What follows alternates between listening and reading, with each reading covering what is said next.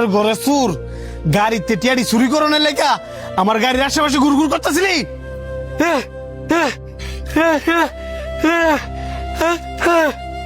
ওমা সুরে দিয়ে আবার মায়ের খাওয়াতে বাসনের লেখা বুবার অভিনয় করে। তোর গাড়ির টাকা চুরি করছে কিনা তুই আগে আর চেক করস না?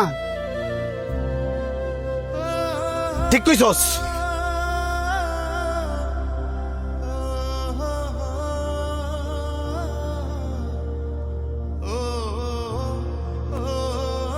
এটা কি?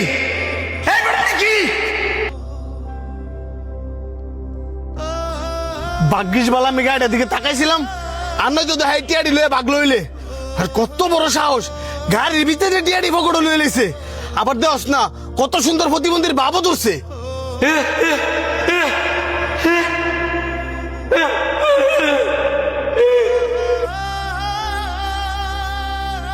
দেখছস দেখছস এই সুরের অভিনয়ের মধ্যে ধরা পড়ছে।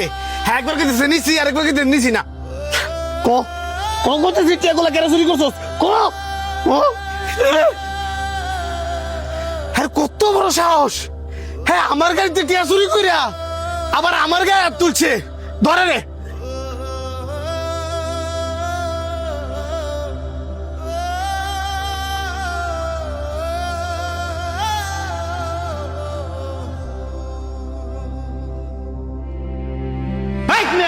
কেউ কি না জানলে মারা উচিত?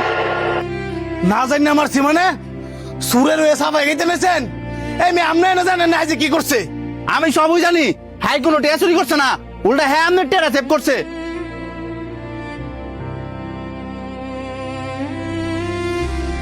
সেভ করছে মানে উল্টা দিয়ে হাই টিয়া গুলা গাড়িতে চুরি করিয়া হেয়ার পকেটের ভিতরে পড়ছে।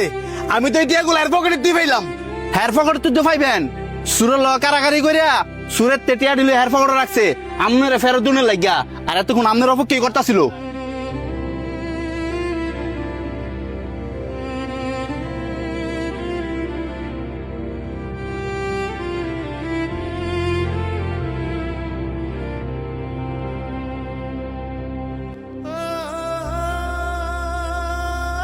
তুমি কি সত্যি বোবা?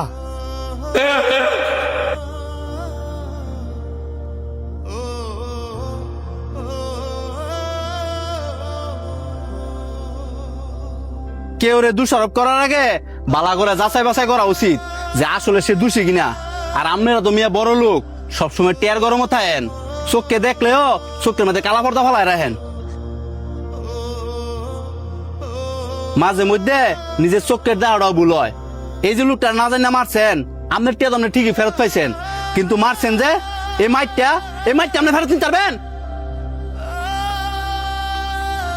এই যে লোকটা একজন বাক প্রতিবন্ধী, আপনারা দুজন যে ওনারা মারছেন, এই লোকে যদি আপনাদের মাফ না করে, আপনারা জানেন স্বয়ং আল্লাহ আপনাদের মাফ করতো না?